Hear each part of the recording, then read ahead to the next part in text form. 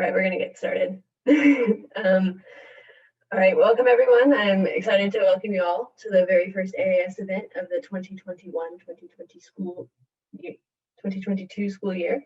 We're excited to have three of our amazing professors here to help us get working on our portfolios this summer. We have Professor Nilu, Professor Keith Gandery, and Professor Neil Gore. So this week we're going to focus on portfolios kind of as a whole, and then in 2 weeks we'll dive into like project in like more specific, like focusing in on the project themselves. And so this one's talking a little bit about like flow across the whole portfolio, graphics between the whole portfolio, etc. So jumping right into it, the first half hour we're going to do Q&A, and then like from a panel perspective, and then if students have more specific questions to their own, we can either as a whole group talk or go into breakout rooms with each professor to get a little bit more specific advice. Okay, so starting off with like graphic styles, what do professionals think of utilizing one rendering or graphic style throughout an entire portfolio versus utilizing multiple rendering styles, like having a variation between photorealistic versus the collage style, etc.? And then if you want to just go for it as you. I'm happy to start. Hey, everybody. Hope your summer is going well. Congratulations, you survived 2020 and you're almost surviving 2021. So it's good to see your faces and just connect with you over the summer. And thanks for inviting us for this panel. It's really great to see you guys starting early and thinking about these, the portfolios, which are really representing and marketing yourselves as future professionals to the bigger profession. So I want to congratulate you guys for putting this together so early and thinking about this. So about the question of rendering, I think it's important for a portfolio to have a cohesion of graphics, and whether that's well, first of all, the graphics, the layout. I think each one of us need to put a hat of a graphic designer on before we even think about, what are the things that what is the content of what we're doing? So if you put the graphic designer hat on and start to think about layout and formats and your font and typeface and the size of your typeface, all of that starts the cohesion immediately. That starts to bind things together in a way that a graphic designer will think about putting a magazine together or putting a book together. And that's number one. And if you're thinking about the content of putting together a series of different graphics together, I personally think that it's great to show the diversity, but the diversity has to come from a family, come from a style that it also has the graphic cohesion in it. So, a rendering that has a hybrid version of collage and hand drawing and Lumion and whatever graphic style that is, could also have a cohesion with a hand drawing itself, could have a cohesion with a style of a rendering itself, or even a photograph. I think all of these can have a cohesion and show that there is a continuity and there's one person who's behind the thought process. Not that everything has to be identical. It shows the cohesion of a thought process. I think that's what's important to come through. It's about how you think. It's less about sort of different graphic style from different ways of modeling or different ways of representation of a work. Yeah, I mean, maybe I would kind of reiterate a few of those points, but one in particular is I think that the color and the sort of saturation of your images across the portfolio can either blend the images together or really create disparity across the projects. So there's nothing wrong with experimenting in different rendering techniques like you're asking, because firms, as Neela pointed out, this is your marketing tool, right? So you want to showcase your skill sets, and the more skills that are packed into this book, the better. but you don't want them to look like independent exercises, right? So you want to start to merge them. And the best way to do that is some of what she was suggesting, which is a little bit of post-processing of the images, right? And that could be anything from blending it with a model, blending it with a sketch, or just desaturating it a little bit, or shifting the hues so that you have a predominance of blues and oranges through the booklet or something, you know? So it's just kind of selecting certain layers of those images so it looks like a single author wrote the book, right? And you know, Neela mentioned the graphic designer hat, and I think that's so important that we look at other resources, like pick your favorite book that has some sort of graphic layout that you admire, and take notes about the text, the positioning of the text. Is it justified? Is it left, right justified? Where does it appear on each page throughout the book? Because you're going to find they have a fairly consistent layout throughout the book, but then there's subtle variations, you know, where they create some sort of a grid framework and then they start to kind of subvert the grid or carefully play off of the grid in different ways. In that regard, there's a book called Making and Breaking the Grid that a lot of students are familiar with. That's a really great resource. And it shows how to kind of set up the page in a way that you can establish some sort of hierarchy of text, some sort of hierarchy of images, but then playfully move between projects and give yourself the variation that I think that question is really asking about. How do you have variation within your portfolio, but some consistency to it? But even magazines and you know, different formats like newsprint, if you start to kind of dissect the graphic layout of those different things, you start to get ideas about how to present yourself. You know, I think the best thing we can do is learn from others and elevate our work. We are not really trained as graphic designers.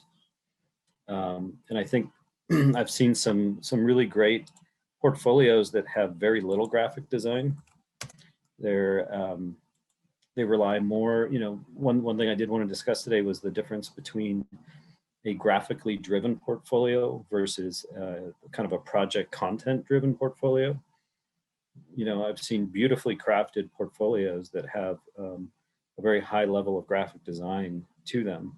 But I've also seen incredible portfolios that are really just showcasing the architectural work, and maybe they don't have quite the delicacy to the graphic layout. And I think either one's fine, because in the end we are architects and it depends on where you're going, what kind of firm you're applying to. I think what firms want to see is that, can you be, you know, clear, concise? Can you tell a story? Can you present your work in a compelling way? And there's different ways to do that, really. I can add a little bit if it's useful. I agree with everything that has been said so far. I think the challenge for portfolios is that this is something that you're doing over time as your skills are increasing. And it's not like you can, you know, I think there's some value in showing stuff you did in first year, second year, third year. And it can't look all the same because your skills were at different places during those times. And I would also say that you don't know what any potential future employer is going to want out of you. You know, you don't know what they need and all that. And so I think there's some rationale in trying to show as broad a set of skills as possible. Unless you want to be just like a one skill sort of person, like a crackerjack renderer, you know, if you want to be that person, then you should fill your portfolio with that stuff. But there's a good chance that and anybody in a firm is going to want you to do at some point construction drawings and, you know, presentation drawings and marketing materials and, you know, technical drawings and so forth. And so I think there's some value in having samples of different kinds of drawings, you know, done for different purposes in there. But I think in every case, you want to exhibit that you've got kind of a good eye, that you've got good taste, that you've got, you know, that you can, basically they want to know if you can make them money. And so like if you're, you know, you want to demonstrate that you have the chops that it takes to sort of get a job done, whatever that job is. And so it's kind of it's a challenge to try to show enough breadth, but also show enough maybe consistency graphically and and from a, kind of a taste point of view, that you're not just like all over the map. So I don't know, it's a challenge, definitely. And I think it's the kind of thing that, requires constant updating and reiterating, like improvement and revision and all that sort of stuff. And so yeah, I'd add one thing to that. Neil's made a really good point about how each year you're developing your skills, and so your first year project may not look as developed, and it may be difficult to have that cohesion across those 5 years. But that said, I've seen a lot of students in the lab like remaking models of projects and rebuilding things and doing layouts. They're almost redoing the projects, right? And on the one hand, I admire that they're putting that level of intensity into their portfolio, but as Niels is pointing out, it's also perhaps a little bit overkill in that you're not maybe showcasing your skills the right way. And you're also creating a lot of work for yourself. So, my advice, and the others may agree or not, is if you feel your first year project doesn't kind of hold its own, consider either getting rid of it or using very lightweight skills to improve it. Like, how can sketching and party diagrams explain the project in a very quick, simple way, rather than building yet another Lumion rendering of your first year project, right? So try to showcase certain skills through the projects might save you time. And the conceptual kind of generation of a project is so important. I think those early projects could really showcase how sketch and quick model making exhibit your skill sets and how you can enter into a project at any stage, basically. That covered several of my questions, actually, so awesome. We had a question about designing your cover. What are some tips to make your cover stand out from others, and how would you want it to make the book? How does that tie into like the rest of your portfolio? I actually, in order to get ready for this talk or this panel, I reached out to a couple of my previous students. One currently is at Populous, and I was always intrigued by his just graphic style and then design thinking. So the design thinking was not just about how he approached architecture, it was about how he approached the portfolio as a whole, as its own project, as its own thing, which was very, very important to have that cohesion that we were talking about.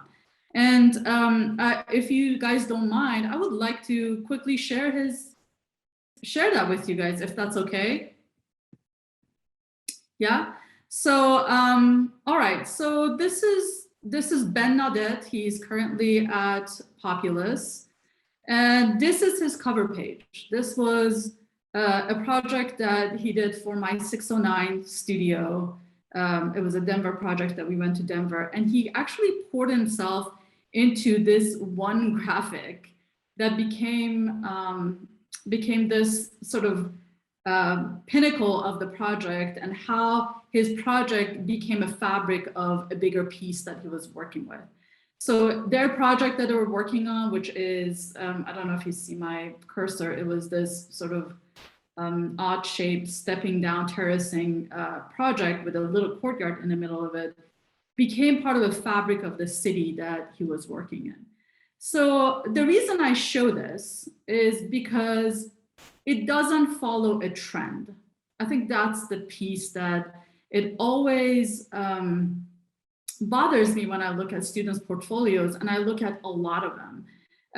What it does to me is, if you're following the trends, and if the trend becomes your design principle, that, oh, you know what, this new filter is doing this. I remember in the 90s, the curl at the corner of the page was, I don't know, Keith and Niels, if you remember that, it was like the page is turning with this little curved shadow line.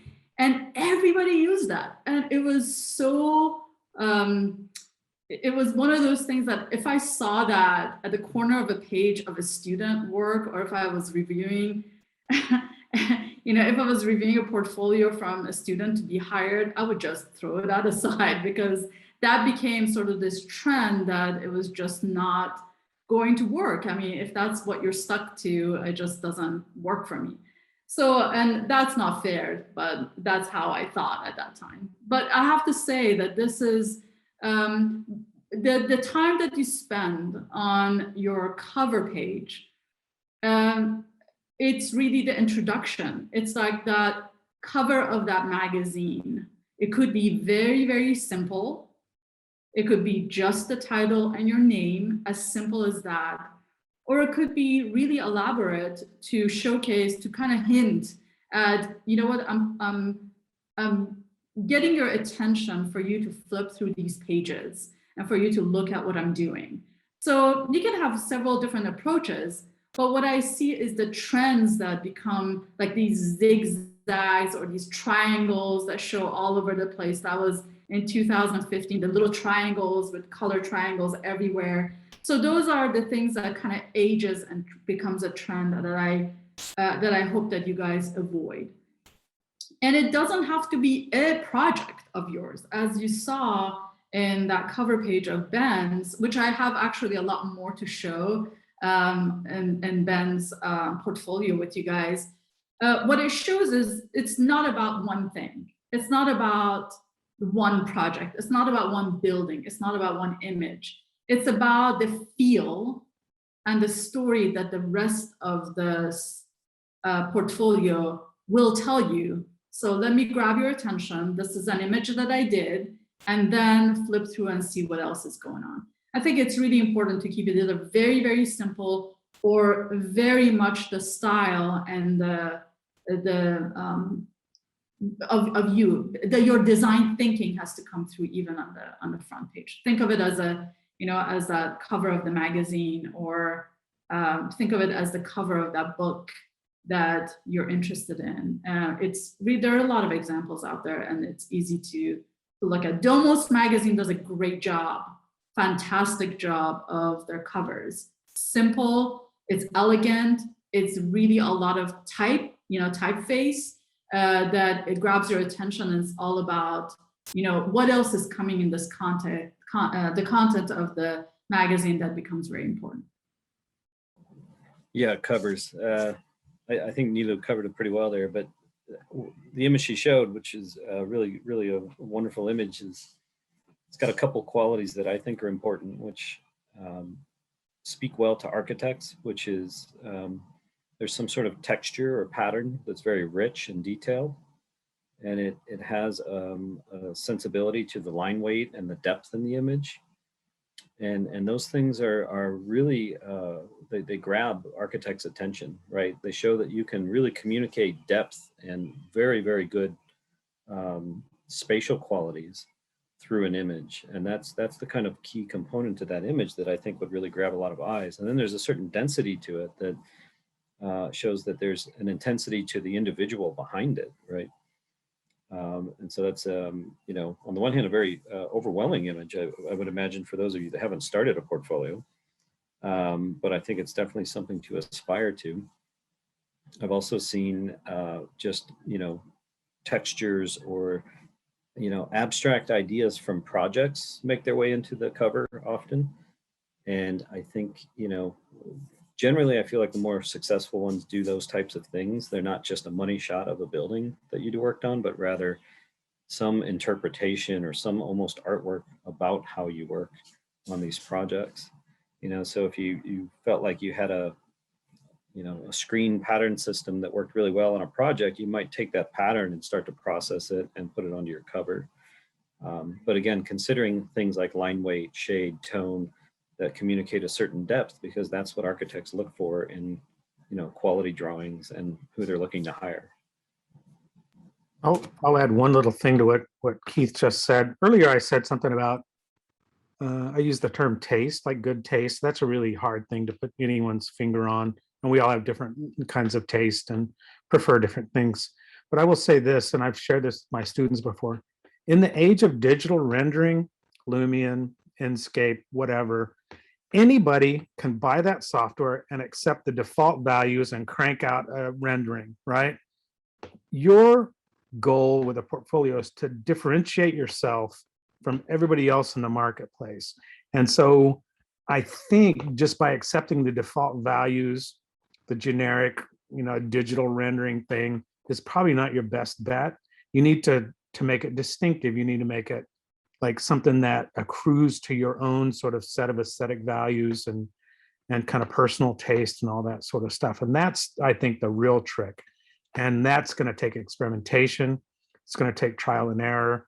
It's going to take, producing an output, getting criticism from your friends, from people you respect, from whatever, and getting feedback, and then doing it again and revising it and doing it again and revising it and doing it again until you get something that's distinctive and personal and kind of reflects your sort of approach to the business in a way. And I can't emphasize that enough, because digital renderings are a dime a dozen at some level, right? Anybody can buy the software, anybody can do that. And it takes a real sort of like skill to get beyond that and make something distinctive and personal. Great. So there's several questions that are kind of similar, going into a little bit more organization. Generally, it's like, how do you order the projects that you have within your portfolio, and then how do you make those projects connect to each other based on that order? For example, like a very small scale project in Lawrence, then you have another dense urban project in Kansas City. How do you like make those projects connect in a way that makes sense? Go ahead, Keith. Are you sure? Okay. I usually let Nilu speak first because she actually has really good points, guys. So I have no problem with her usually kicking us off here. What was the question again there? It was the order of projects. So I guess I see it go different ways. There's a few ways you could order it. One is like strongest project up front. That's your hook project. Bring them in, and then some filler projects, maybe end on a slightly strong one. I've seen people order them by grade level, which I really don't find very compelling, because it's like, here's what I did, here's what I did. There's no real storytelling in that. So I would advise against that sort of approach. I've seen students use different projects to showcase skill sets, right? So maybe one project wasn't their best design, but it was really well developed. It used Revit to the nth degree, and they wanted to showcase that as a way of bringing somebody into their portfolio. You could organize your projects based on the skills that you learned throughout architecture school as a way to kind of, again, communicate your skill sets, but also sell these projects as part of the book. I think you could order it a bunch of different ways. I would just put some thought into how people are reading through the pages, right? Like what hits them first. And if it's a first year project with a poorly built model and some, faint pencil lines that have been scanned and processed poorly, that's not going to hook them into your portfolio, right? So I think, not doing it chronologically, be critical of how you're presenting yourself. And you don't have to show all your work either. That said, you also don't have to only show architecture work, right? You can show art, your personal passions, like things that help sell you as an individual. Because ultimately, things like that on your resume help you make connections. They're talking points at an interview, photography, painting, whatever you do, sculpture, or if you build furniture or side projects, just make sure you document it in a way that it looks architectural. And that just brings a whole nother, skill set and kind of knowledge area into the realm where firms are looking for, well-rounded individuals. Yeah, I definitely agree with Keith's points. I also think relevancy is very important. You need to be ready to tailor your projects and your portfolio to the company or to the firm or to the specific job that you're applying for. For example, in the beginning of pandemic, some of you guys had some work with Nils that addressed the pandemic, right? in this 509 studios that you had.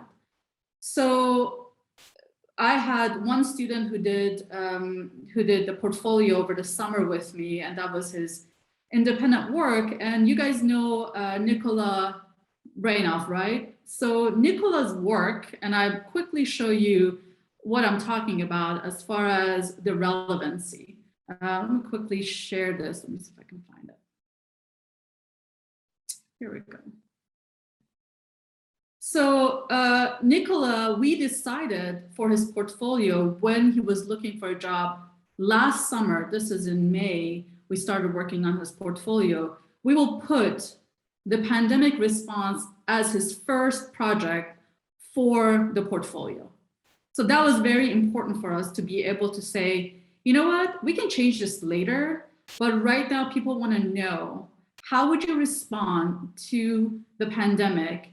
And do you have enough skills to be able to quickly shift to what's important at that point and be able to produce a set of great work that Niels's class did, and explain what was your role in that group project that people did. So we started writing down what was his role and what did he do and what was his portion of the project, but in the scheme of sort of the bigger picture. So we started with not necessarily the biggest detailed project, because that was a short project for 509. And it didn't really result in a built project, but it resulted in a thought process of something that could be built. And then we went into other projects that he was doing or he did before. And this is for the interior design students or interior architecture students. That was all about interior spaces.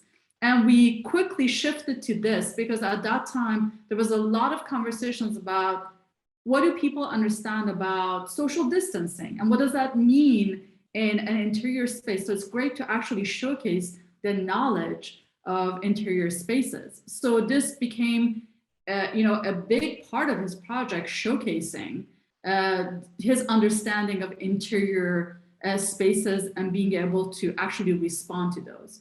So for me, it's about how you tailor it and what is it that you're looking forward to. You cannot approach every single application of a firm similarly together. So you have to be able to switch it, tailor it to what that job is. And I also agree that you have to start with your strongest project if that's not the case, because that's always the first thing that people look at, and go with, and also finish it with a strong project, because those are the two things that people really pay attention to. But create a relevancy to what you're looking for and try to showcase that diversity that you have. One of the things that comes out of some of these portfolios is you become part of getting the next job for the firms. Sometimes you're not just the architect sitting and designing the spaces. You become a key person in the future in putting together proposals and RFPs, which is response to requests for hiring architects and competitions. How do you do that? I mean, if you have those graphic skills and if you can actually quickly put together books and put together images and put together a story of the firm, you have a position in a firm that is extremely valuable. And because you are part of a team that gets the next job. So you're not just sitting and working on bathroom details. You are actually working on getting the next job. So consider that, because that's never part of our job description, right? We're never trained to get the next job at school, but sometimes your position is to get the next job in a firm, which is a very, very important position. For the record, there's nothing wrong with a really well-designed bathroom either, guys. I've designed plenty of bathrooms and garage buildings. So yeah, kitchens, all kinds of stuff. Kitchens, yeah, it's part of the job, yeah. Yeah, I think tailoring to the firm and just realizing who you're applying to, right? We've got a lot of design build students exiting the program that go into like project management and stuff. And so they're, really tweaking their portfolios toward a very different audience. we have healthcare, health and wellness experts. We've got a bunch of students going into those firms. They're probably tweaking their portfolios toward those areas, et cetera, right? One other thing on that, since we're talking about targeting firms, I typically advise students that I think it's wise to work at a smaller firm right out of school. That's not necessarily true across the board, but I think you gain a lot of a large variety of experience working at smaller firms where you're going to deal with potentially lots of different kinds of projects. You're going to manage projects from start to end, pretty early in your career, and you'll get a sense of where you really thrive in the process. And so depending on your portfolio, if you're targeting smaller firms, you probably want to show your versatility, your collaboration skills, how well you can work in a small team and get things done. How are you willing to be a leader in some cases, but support others and on other projects, So size of firm and what you're targeting. And these are things we're probably laying out a whole lot of overwhelming information here, but again, you're building this over years, and our doors are always open to help you guys with feedback, or if you've got a specific firm or a direction in mind of where you want to go with architecture. Don't be afraid to talk to multiple faculty. We all have different experience, and we're all able to support you guys in what you're looking to do. Nils, did you have anything you'd like to add to any of that? No, I agree with everything that's been said. Cool. Since we're about halfway through, I'm going to open it up to the students. If you guys have anything more specific that you'd like to ask, feel free. If we have a lot of questions, we can go into breakout rooms, but if there's only a handful, we can say it's a big group. And then I also have additional questions if we don't have very many questions, but feel free to unmute yourself and ask away. Everyone can share their screen if that's something that you require. Yeah, just go for it. I had a question that may be a little bit controversial since this is a KU thing, but I was wondering if the advice that you guys are giving is the same if you're applying to, say, a grad school versus like a job at a firm, or if there's anything that you would change about what you had said. I write, I don't know, sometimes it seems to be 30 to 50 recommendation letters for grad school for our students. So it's not a bad question at all. So what I've seen that happens a lot is the resume the CV becomes more important sometimes than just the portfolio. How are you telling a story in sort of a written resume fashion, which is less graphic, and then support it with your graphics? I mean, that's really what it is. Support it with your portfolio.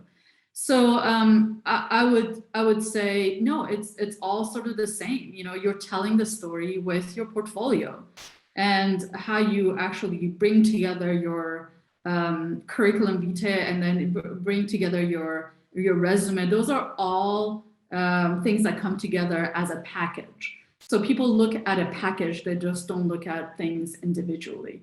So no, they all apply together, but they have to support each other and complement each other. You can't, talk about a project that won an award on your resume and not show it on your portfolio. It has to be showcased on your portfolio too. So it has to have that sort of cross connection to be able to support each other. So it's the same. At least in my mind, it's the same, and it's complementary to your resume.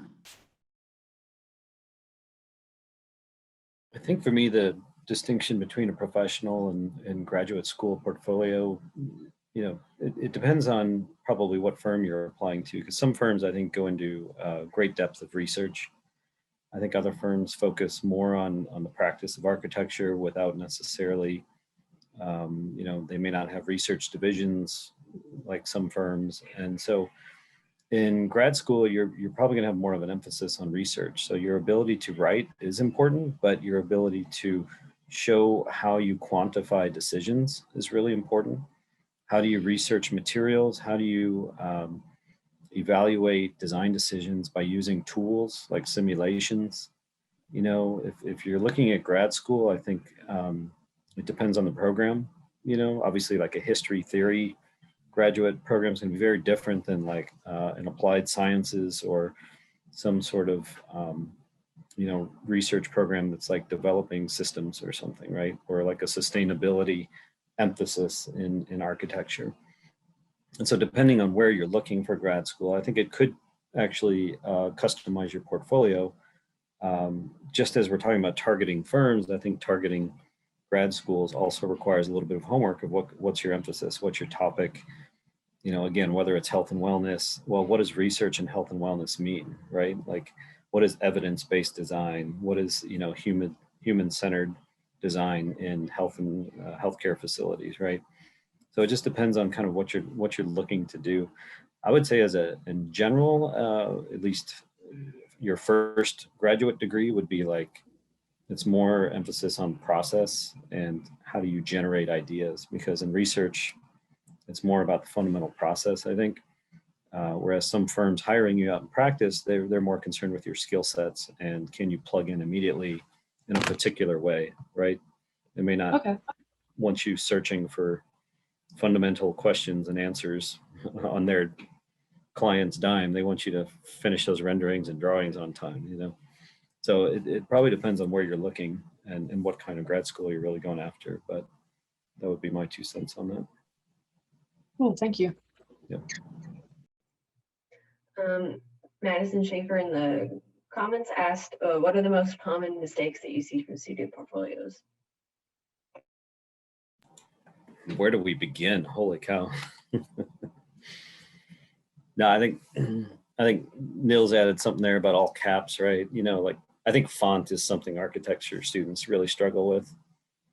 For some reason, we want to reinvent the wheel in a way that's very strange to the graphic design world. And we pick like, you know, the kind of italicized cursive font or some font that we think looks architectural at first, right? And I think you have to kind of exercise a little bit of self-restraint and don't see all these fonts. I mean, when you click on the font options, I admit it's incredibly overwhelming to see how many fonts you can plug in there, right? And so I think you need to let the work show itself. If you look at a page and your font is like, you know, if your eye is immediately drawn to the font, then clearly there's an issue there, right? Your eye should be drawn to that font to read what it says as a support for the images and drawings that you're putting on the page. So I think font, the other thing is the assumption that your images have to be contained as boxes within a white page. You know, I think some of the nicest portfolios I've seen, they have full bleed spreads. Especially in the age of digital right now, you really don't have to worry about what it takes to print these things. You know, I mean, how many of you have printed a portfolio? I haven't even printed one in, you know, a decade or two, right, Nilu? I mean, we used to have to like rush to a printer. Like we had to build like a few days at least to like get the printing done on these things. Then, oh shoot, we wanted to crop it so we get full bleed. Now it's like, just design it the way you want. And I think taking advantage of that space and allowing ourselves to fill it, maintain some white space, some balance there. I think those are really important things. And I think you really just learn that by looking at examples and getting feedback from your peers, like was suggested earlier. You know what, one thing that I've seen that happens quite a lot is filling up the page too much. You know, it's seen as like, it's like, let me show in these 2 pages everything that I could possibly show. And it will look like more like the coupon catalogs or the coupon booklets that you get for the grocery stores. They're like, let me show you how many 99-cent different kinds of grapes you can get this week. You know, who cares? You know, that's the problem that I see a lot of students make, and actually a lot of professionals make this mistake too, that they start to fill up the page so much that there's no way for your eyes to move around and actually see those images or see the diagrams or see the work that you're trying to showcase. And it's overwhelming, and it's just people are not interested. Let me quickly share a page with you. One of my favorite pages of any portfolios I've seen, and simple, and it talks about the grid. So you guys can see this? So this page, it tells a story of diagramming a project.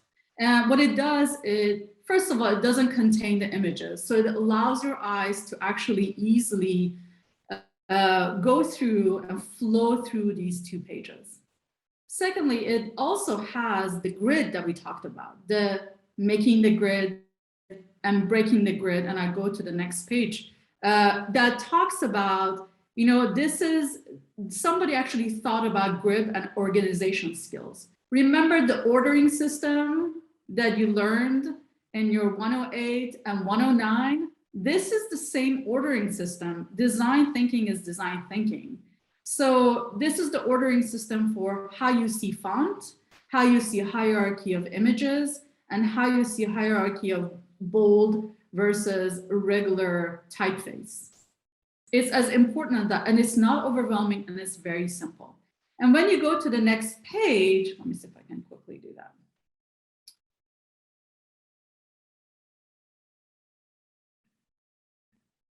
In this one, this is from the same portfolio, but I will not say that this is not part of the same family of images.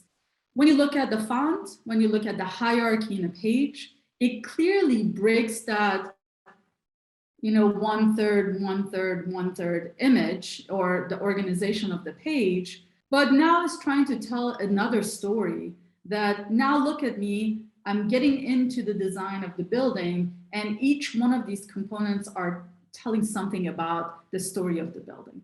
So again, this is Ben Nadet's. This is one of the 609 projects that we did. And this is with Jared, and this is one of the projects that also breaks the grid. It creates the grid, it follows the grid, it breaks the grid, and it's not making a mistake of overwhelming a page. It has a lot of breathing room and a lot of space. I mean, you know, some of the things we used to have to worry more about was where the page break was, the seam in the book, right? And they're clearly getting away with it much more easily in the layout here, which is great. Mm-hmm. Things to note, like the text, even though it floats around, it's intended to do that, right? But all the text has the same hierarchy, and it has the same justification and the same width, right? So it reads as, again, a cohesive element that's floating around, telling bits of information. And, you know, they don't even need like a giant title on the page in this case. That's a very different type of image. I put something in the chat about paragraph styles and InDesign. I can't emphasize enough how important that is. You could have a 1,000-page document and decide you want to change the, you know, the text by 0.25 points, and you can do it like that. Mm-hmm. And if you didn't have that set up in paragraph styles, you'd have to select every text box, change the thing, and you wouldn't do it, right? And you'd be unhappy. So if you learn paragraph styles and character styles in InDesign, then you can make global changes instantaneously, which allows you to experiment. You know, it allows you to try different things really quickly and easily. It takes just a few more minutes to sort of set it up at the beginning, but you won't regret it. If you're doing anything more than like a 2-page document, use paragraph styles and character styles and object styles for that matter. I totally agree with that. And that's what makes, that's parametrics for graphic design, basically, right? Mm-hmm. We should be using that. The other really important thing before you get to InDesign even, or before you get to that question of whether to use paragraph styles, do not do your portfolio in Photoshop, period. Do not do it. It still happens. You asked about mistakes earlier. That is still happening, and I don't know why. You should never use it, okay? Or Photoshop. Mm-hmm. Oh yeah, I mean, Illustrator, you can do multiple pages, but once you get beyond, you know, several pages, you really want InDesign, which is a book design software, mm-hmm. right? Mm-hmm. And so Photoshop is really for editing your photos, adding effects to them, but you feed those images into either Illustrator where you work on graphics, or InDesign where you can work on graphics. But if you're doing anything above, I don't know, 8-10 pages, it's really got to be in InDesign to do it efficiently. Otherwise you're going to waste so much time, and it's really just such a better tool for it. So a little bit of time learning that early on is going to benefit you dramatically down the road. I think there's a question here, including relief spreads. I think it depends. I mean, I feel like we can't really give a formula for every portfolio, but if you think that your portfolio needs those spreads to just give a little break and relief to your projects, I think it's not a bad idea. But sometimes you have limitations on number of pages that you can submit to something. So be careful with those, or you have limitations with, how big your portfolio is. Going back to the mistakes, sometimes students, email me a 50 megabyte something. I will not open that up. I mean, there's so many other ways to share things these days. You don't need to email, a big portfolio, or learn how to reduce the size. I mean, your tools, just like what we're talking about, know the tools that you have. Photoshop is a raster-based program. Illustrator is a vector-based program, and InDesign is actually a layout program. So know your tools, and if you're using these tools and you're not using them the right way, then you're really hurting yourself, and you're not really using the tools to its highest efficiency. It's really easy to learn those. I want to go back to the paragraph style and the paragraph issues that Niels brought up and Keith mentioned. Take a graphic design course. Take a typology and typography, typography class. It's okay to do that. There are so many resources out there. Learn what typeface means. What are they designed for? Don't start designing your own typeface. That's a profession on its own. So people go to school for 4 years and get a master's degree and still can't do it. So it's not an easy thing to do. So try to actually learn just the basics of graphic design. And I think when we're talking about portfolios, I think we're circling back to the first comment, that I think it comes down not to the content, which actually does matter a lot, but how to organize those content. And if you don't know the basics of graphic design, it's really, really not that hard to learn, because you guys are designers. So learning that other branch of design will come quickly to you. Just need to quickly train in it. So use your summers, use your evenings, use your weekends. And these are quick courses that you can take with all the sort of unlimited resources that are out there. Be curious about what the graphic design trends are, because graphic design also has trends, and I would avoid them and just stick to the classics and stick to the simple to be able to showcase your projects, to showcase your content, and not just the graphic trends. Okay. Kyle has a question. Is it common that firms will scan your portfolio looking for one specific quality that fits their team? Example, their portfolio looks great, but we just want someone who knows Rhino. I mean, I think it's important. Again, it depends on the firm you're applying to, right? And what job they're looking for. They might want somebody with Rhino, and if it's that specific, they usually put it in their ad for the job. But I think calling out your skills and how they're used is really important. You might also be able to generalize skills. Like if you learn one type of simulation and you know how it works. So let's say you can use solar energy analysis, but you've only learned one tool. You can indicate that you're using that tool on a project, but that you have experience with solar simulation tools, and that you're aware of other ones, right? Because once you start to learn any software, you're going to be able to find commonalities to other software and simulations to other simulations. once you start to get a sense of how these things work sort of globally, there's always some common threads between them. And so your ability to sell yourself as knowing one of them, but willing to learn another, that's, you know, I think a way to sort of, not quite double dipping, but kind of, you know, broadly advertising yourself to show that you're willing to learn these skills, whatever they need, you know. That said, if you love Rhino and you only want to work in Rhino, advertise that. You know, I had a colleague that graduated with me from KU in '04, and he was convinced he just wanted to make architectural video like renderings of fly-throughs on projects. And so that's how he built his portfolio. It was all about knowing 3D Max at the time. This was way before Lumion came out. And so he was showing his skills in 3D Max. He got a job working for a rendering company, doing renderings for firms. And then ultimately he splintered off and formed his own company just doing renderings. But he definitely developed his portfolio around just this idea of rendering and specifically animations and renderings. Another question that was in the chat, Sam Haney asks, does having spreads that include very detailed content such as sun/weather analysis, surrounding context, required building codes, etc., contribute to or distract from a project? Is that kind of content encouraged, or is it unimportant when ultimately showing how you developed your work?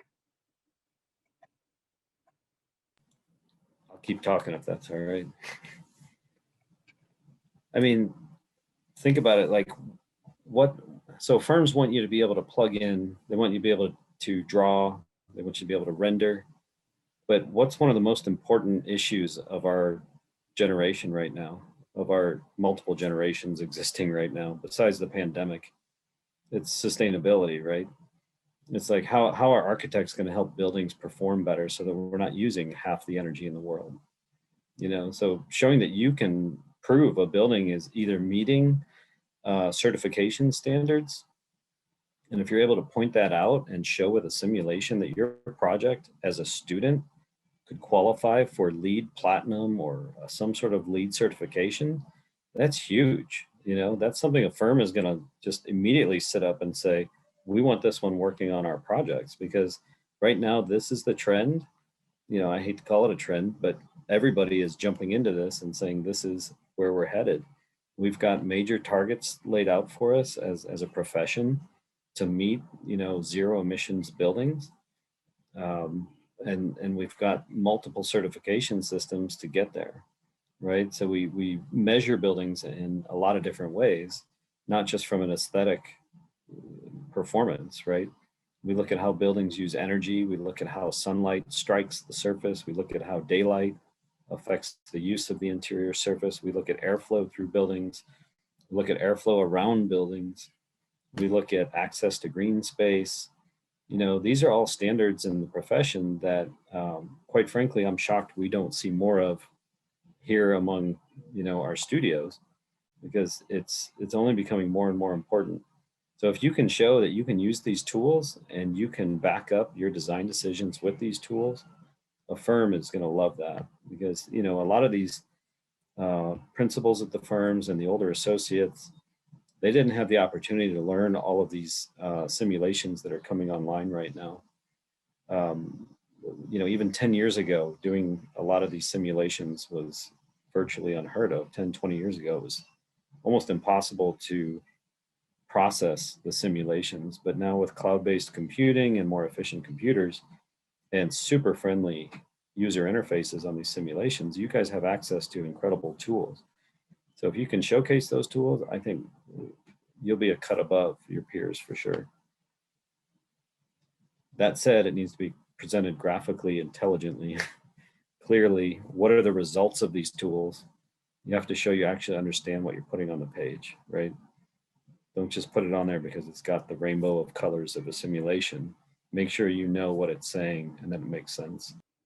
Yeah, I agree with Keith. You know, like he said, you need to know what you're doing. Just don't, somebody at the other end might know more than you about it and start quizzing you, and you don't want to, you know, make it look like you just faked it, you know, like you need to be on top of your game with that, with everything really, for that matter, you know. Yeah, but if I see another shadow analysis without any conclusion, I mean, I'm just going to flip and tear the drawings off the wall, guys. Like, we do shading analysis for a reason. What are the results of it, right? But consistently I see, and this is probably another mistake in portfolios, I see a shadow analysis with no conclusion or impact on the design, right? Or no quantification of what it did. And that analysis, like that criticality of the tool, a firm will definitely respond positively if you're able to show that, show that you understand the tools, what they do for you. And if you show the shortcomings of the tools, that shows you're even telling the firm how to use these tools.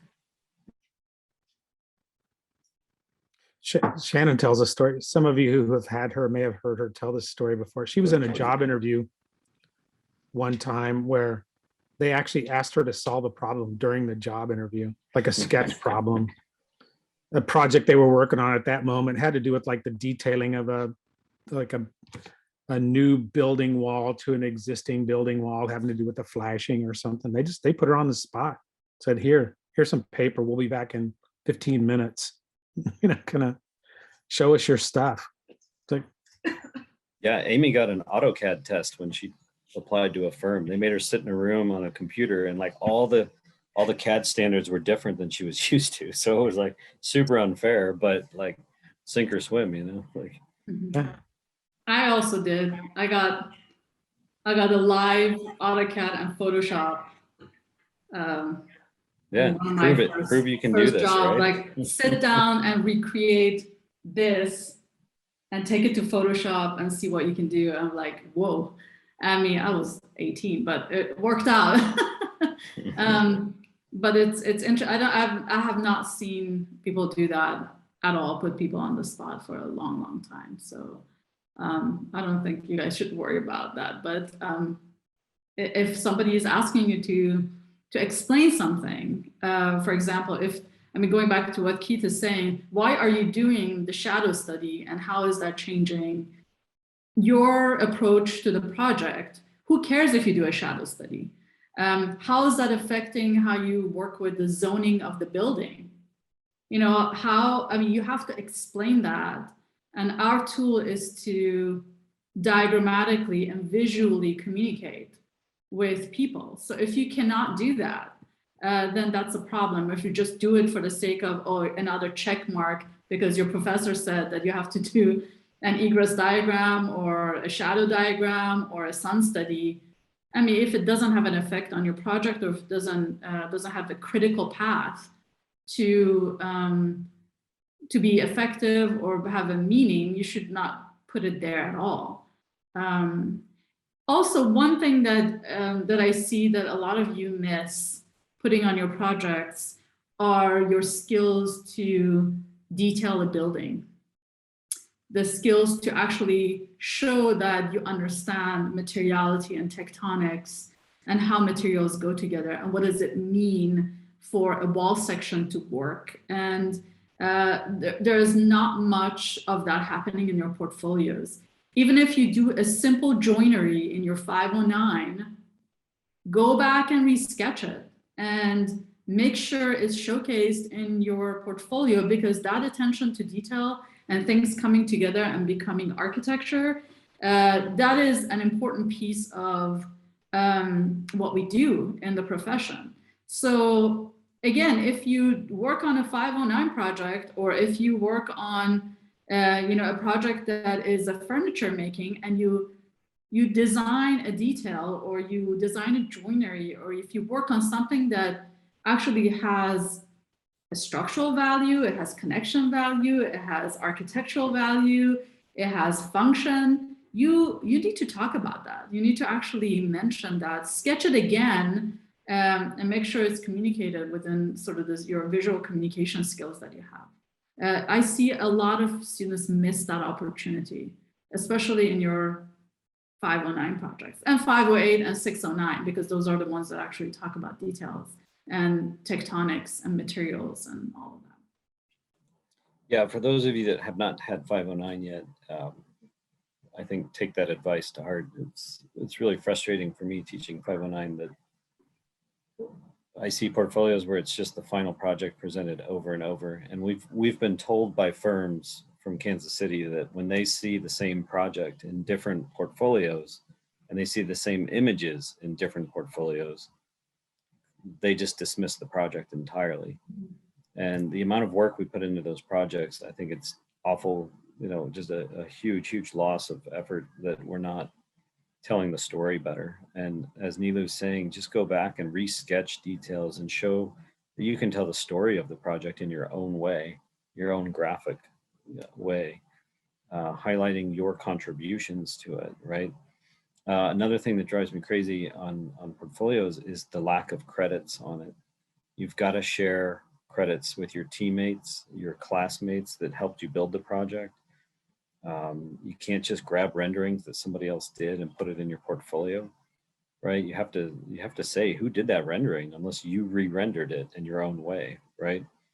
I also rarely see any instructors mentioned in any portfolios, which is shocking to me personally, because like we put a lot of effort into the studios, and we also know like half of Kansas City architects, right? At least half, right? And indirectly, probably most of them.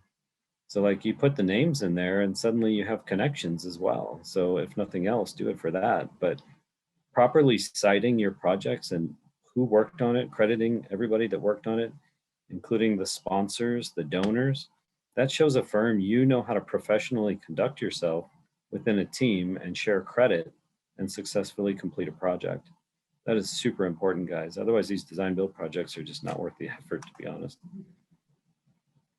I got my first internship because my partner in equivalent to 609 and myself, we did not know we were applying for the same firm, but we so highly spoke about the other person. Both visually, we gave him credit, and when we were interviewing, again, we didn't know that we were interviewing almost within a few hours of each other at the same firm. But we highly spoke of each other and we highly gave credit to the other person.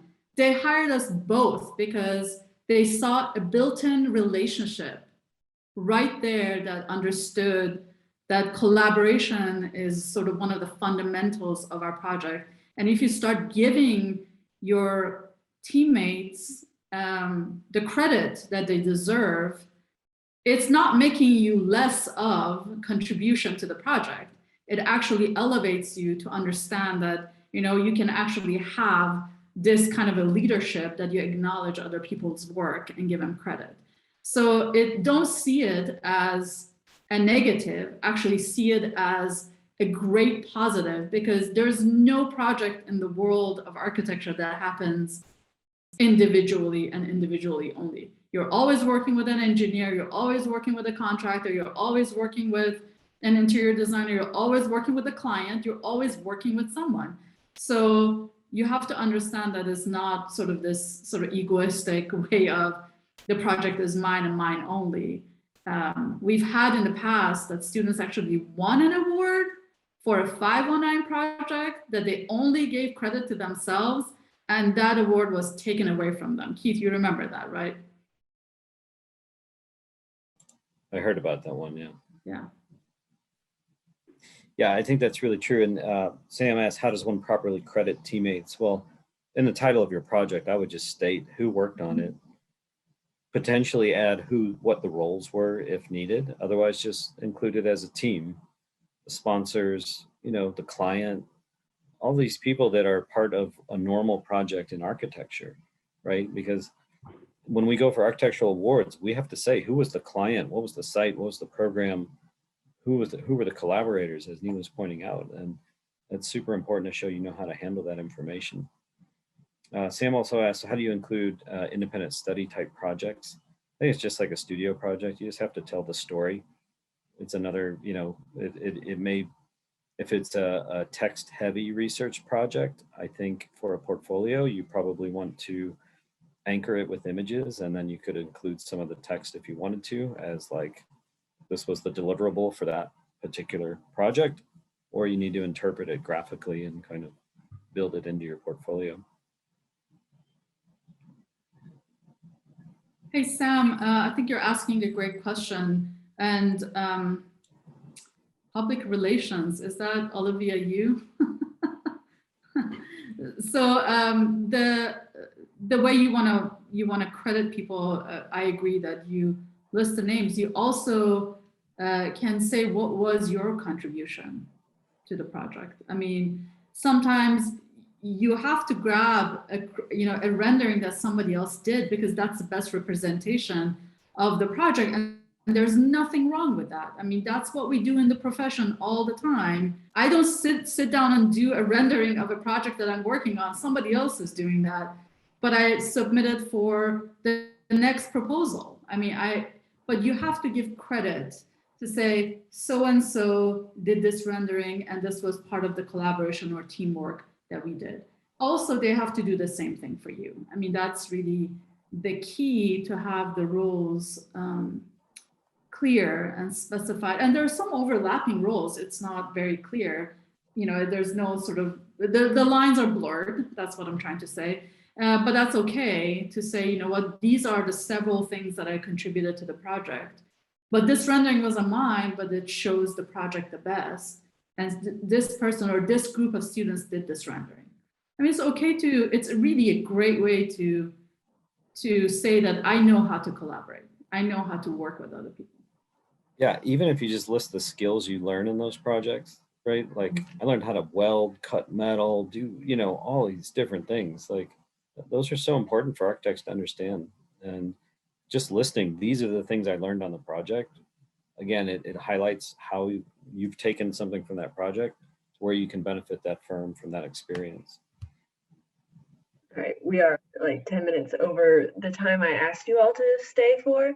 So if you want to just wrap up with any final thoughts you want to leave us with, and then we can let you all carry on with the rest of your evenings. Make sure you take breaks, have other experiences. Go ahead, Nils. No, I was just going to say that your portfolio is I think it's the single most important thing you walk away from this education with. I mean, you get a degree, that's important, but it's a technicality at some level. Everybody's degree is equivalent to everyone else's. Your portfolio is what defines you, your skills, your approach to the line of work, and it's going to define where you're going to go in this world. And so it's something that shouldn't be taken lightly or, kind of done at the last minute. Yeah, I also think what Nila was saying earlier about sharing images and such, I think in group projects you have to, and at firms you're going to do it even more. But for your portfolios, you probably want it to be, I don't know, probably 80-90% your original authorship, right? You might have to grab a rendering for one project or a couple images across it, but other things you should be interpreting on your own, because it is, as Nils is pointing out, one of the most important ways to evaluate you as a designer, as a productive architectural intern, and as somebody who can contribute to a team environment at a firm. Don't wait to the last minute and seek out. You have so many resources, it's probably overwhelming for you guys, but even looking online for portfolio stuff, there's all kinds of tutorials out there. There's examples, image searches. It's endless, and there's nothing wrong with if you get stuck looking out into the world of the internet to get something to unstick you and move forward on your portfolios. Yeah, I just want to say to be curious. I mean, that's how we learn from each other. I think as soon as you're curious and start looking at and show interest in what other people are doing, you learn so much from those experiences. That's why I can't wait for you guys to come back to the studios, to Marvin, to East Hills, and run into each other and see each other and learn from each other in person. I think that's what truly was missed from the past 18 months. And I think that's the biggest loss that we have, especially the way we work. And we educate our students, and you guys learn, and we learn from you guys. I mean, I think that's important to understand, that we also learn from you guys a lot. So for me, it's just take those moments and cherish them, because you guys are each other's future network. and make sure that those relationships are really good relationships, and the foundations of those relationships are extremely important for the building of your future careers. Thanks for the invitation. Yeah, thank you guys so much for coming. Thank you. Any of you students have had any questions that didn't get answered, feel free to send them to one of the board members and we'll add it to the list for next time's meeting. Thanks again. See you all in 2 weeks. We have another session. Thank you. Thank You you guys all. have a good Thanks. night.